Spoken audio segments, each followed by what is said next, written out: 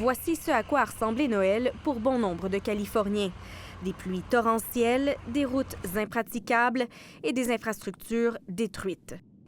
La municipalité de Wrightwood, dans les montagnes au nord-est de Los Angeles, a carrément été ensevelie sous la boue et la roche.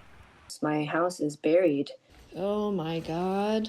La maison de Misty Cheng, une résidente, n'a pas été épargnée. À l'intérieur, un mélange de terre, de pierres et de débris atteint plus d'1,5 mètre de hauteur. Devastated. Je suis dévastée, dit-elle. C'était ma maison de campagne et je l'avais moi-même rénovée. Depuis mercredi, la Californie est balayée par une rivière atmosphérique qui apporte de la vapeur d'eau des tropiques jusqu'aux côtes et provoque des précipitations massives.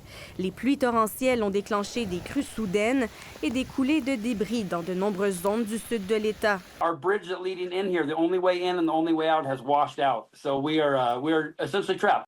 Branches were just falling everywhere. So I got 2 big holes in the roof.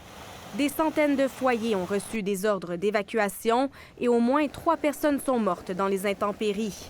Un homme dans la soixantaine a perdu la vie après qu'un arbre soit tombé sur lui et un policier est mort après avoir perdu la maîtrise de son véhicule sur la chaussée mouillée.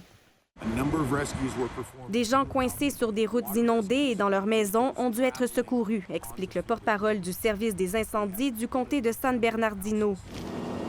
La situation est particulièrement dangereuse dans les zones touchées par les feux de forêt de janvier dernier, où la végétation a été décimée. Ces zones absorbent moins d'eau, ce qui cause des coulées de boue, de roches et de débris. Les fortes pluies ont commencé à se calmer, mais les risques de glissement de terrain vont persister pendant un moment, affirme la mairesse de Los Angeles. Les alertes de crues soudaines et de vents violents restent en vigueur. Les Californiens ne sont donc pas au bout de leur peine. Ici Andréane Williams, Radio-Canada, Montréal.